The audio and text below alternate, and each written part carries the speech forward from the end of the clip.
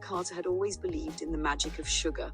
As a child, she spent hours in her grandmother's kitchen installing her whip up caramel, fudge, and cakes with the precision of an artist. But it was cotton candy that fascinated her most. The way spun sugar transformed into fluffy, colorful clouds felt like something out of a fairy tale. By the time she was 14, Lila had convinced her parents to buy her a small cotton candy machine. She started experimenting, mixing flavors like blueberry lavender and mango chili and testing them on her friends. It was at the local county fair where she saw real potential.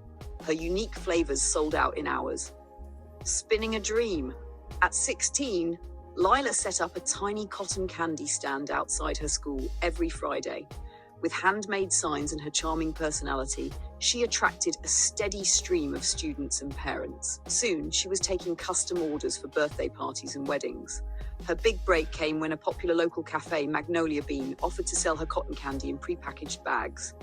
Lila worked tirelessly, staying up late after homework to spin candy, carefully packaging each order with handwritten notes. The extra money helped her save for college. But more than that, it planted a seed in her mind. Could she turn her passion into something bigger? New York bound. Lila had always dreamed of New York City. The food, the people, the energy.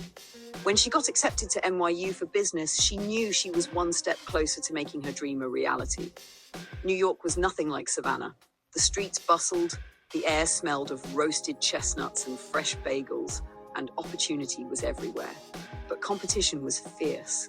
In her freshman year, Lila tried selling her cotton candy at pop-up markets, but foot traffic was inconsistent.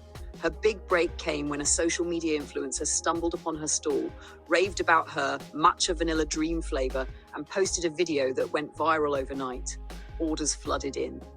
Lila upgraded to a small kitchen space in Brooklyn, working between classes to fulfill the sudden demand. By the time she graduated, she had a steady online business and a growing Instagram following.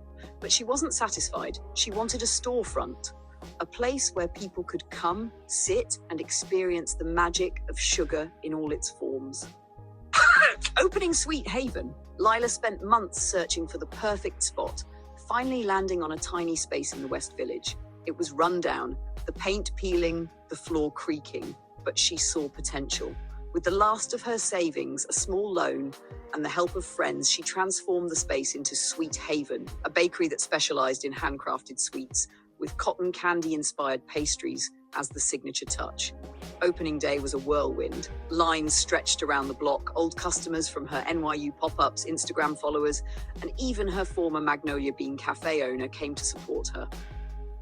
Within weeks, food bloggers and journalists started covering Sweet Haven, praising Lila's creativity, like her signature cotton candy croissant, which had a flaky pastry shell filled with a cloud-like cotton candy cream.